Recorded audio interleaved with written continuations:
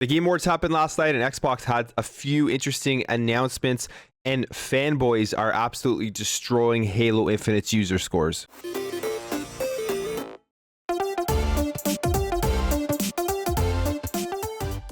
Welcome back to another video, guys. If you like daily Xbox content, make sure to hit that subscribe button. Last night I streamed the Game Awards, and it was an okay show. It was pretty much the exact same as last year, where it just dragged on way too long. It was like 4 hours long, but I guess it makes sense that they do this because they have to make the money for the show with all of the advertising and trailers that are in the show. And the longer it goes, I guess the more money the Game Awards and Jeff Keighley makes in terms of the ad revenue by showing off games from a bunch of different studios.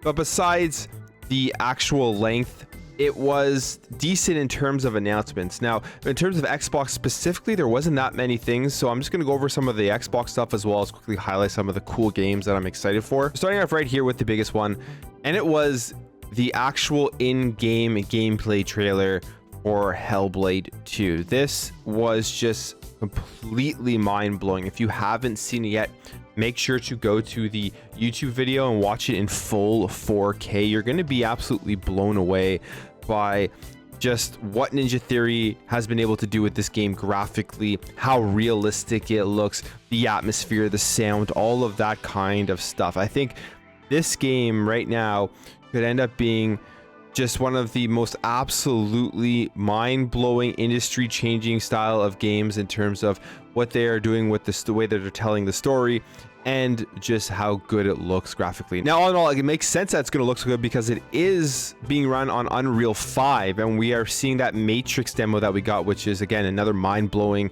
gaming demo. But I foresee Hellblade 2 being at that top level in terms of graphics and just the overall realism. And what it really shows us is that we haven't even come close to what we are going to be able to see this generation of consoles, because we're still making cross-generational games. A lot of games aren't utilizing Unreal 5 yet, aren't using newer engines. So this, I think, will be a huge showcase, and I can't wait to see. We didn't get a release date or anything. I'm guessing it's still another year or so out. But what they showed off here has me very excited for the future of Hellblade, but for the future of video games in general, what we're going to see when developers start using Unreal 5. So there was also a gameplay trailer for A Plague Tale Requiem, and now, as we know, this game is coming to Xbox Game Pass on day one, and I think this is going to be a big hit for the service, getting people to sign up. And what they showed off in this trailer as well just looked absolutely stunning.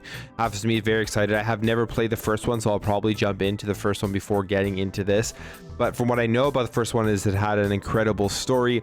This looks to just expand on that with better graphics, better visuals, and just improvements in gameplay. Now, they also renamed Game Pass for PC, now just calling it PC Game Pass, not Xbox Game Pass for PC, which makes a lot of sense. The name before was just long, and they probably were seeing that within their statistics and their marketing team analytics and all that kind of stuff. We're seeing that people were confused and they didn't think that enough people knew that Game Pass was available for PC. So changing it to just PC Game Pass will probably help a little bit, move that needle a little bit.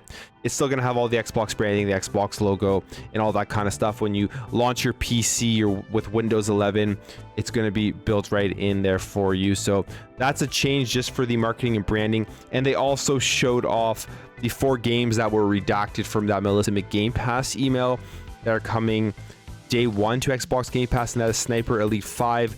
And then there's going to be a showcase on Twitch actually today at 12:45 Pacific Standard Time, showing the game, I guess, and revealing it. Then there's Pigeon Simulator, Trek to Yomi, and an unannounced game from Huge Calf Studio. So all 4 day one on PC Game Pass. So if you remember, this week I made a video about Crossfire X with that tweet that they had put out at 63%. And I thought that the game was now going to be coming out in early 2022, January, February. Well, we got the official release date during the Game Awards for Crossfire X, and that is going to be on February 10th, 2022. So like I said, right around the corner, right in the beginning of the new year.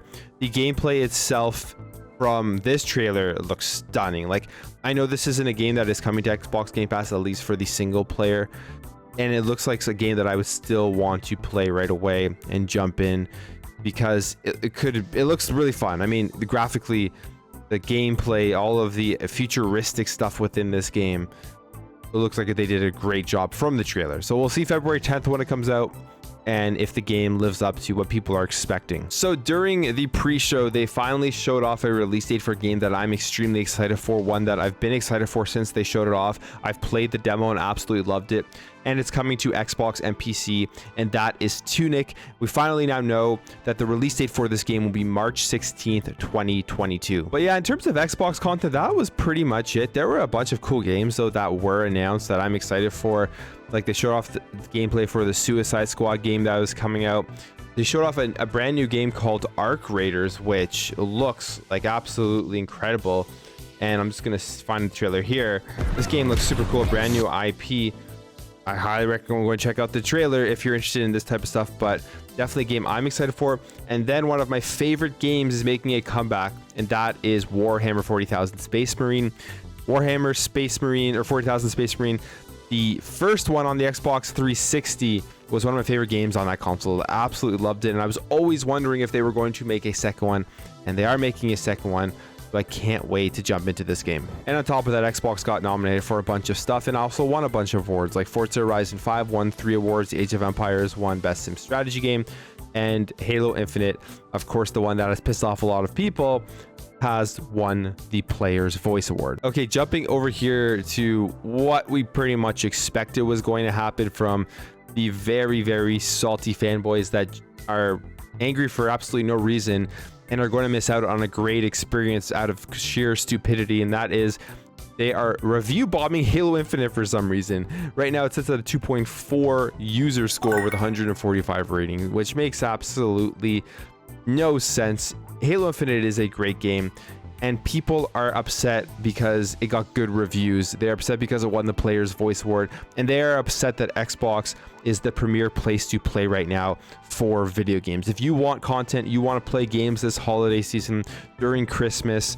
when you're off from work, from school, all that type of stuff, Xbox is the place to be. Like, that's just a fact right now with the games that have been coming out, the new releases, Xbox Game Pass, everything available on the Xbox Series X and S.